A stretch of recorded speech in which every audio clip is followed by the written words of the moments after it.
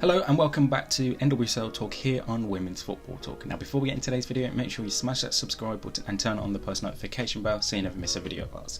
So this week saw the return of the NWSL Challenge Cup, and we'll get into those games shortly, and we also have some managerial news as well as looking ahead to this weekend's fixtures across the NWSL.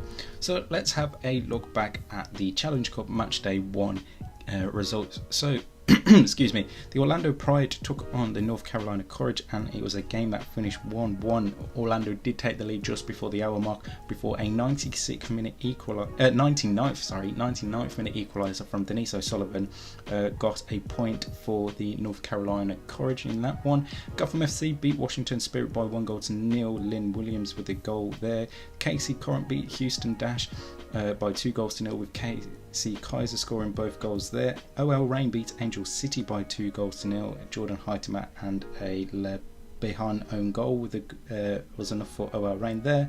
And finally, San Diego Wave beat the Portland Thorns by 1-0, another own goal in that one. So that was the start of the first match day in the NWSL Challenge Cup, as we have the 6 games before heading through to the knockout stages.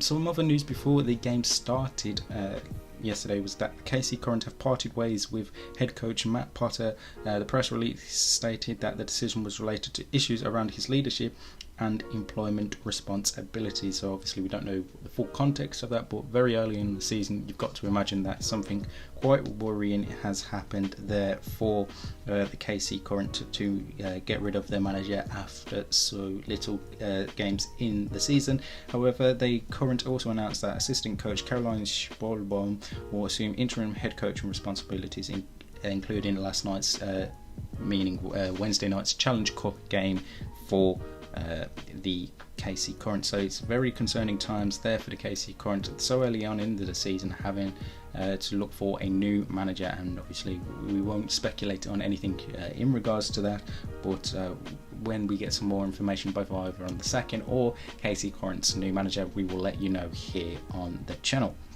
Heading into this weekend's games now, and on Saturday evening we have the first game between the OL Reign and Chicago Red Stars. Chicago picked up their first 3 points of the season, and OL Reign have also picked up a good start to the season, winning 2 of their opening 3 games. So we'll be hoping to continue a good start to the season there.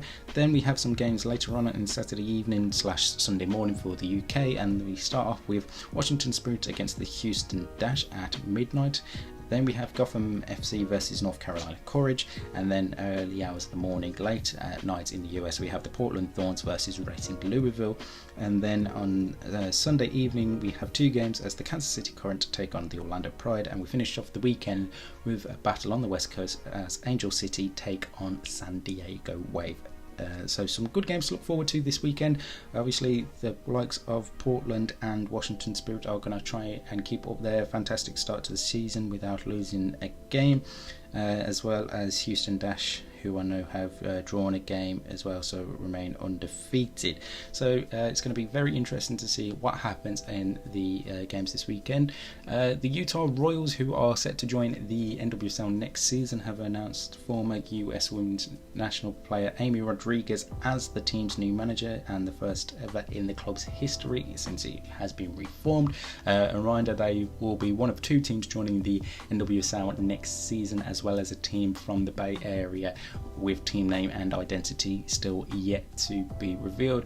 And finally as well, last night it was announced that Mexico and the USA will put in a joint bid to host the 2027 Women's World Cup.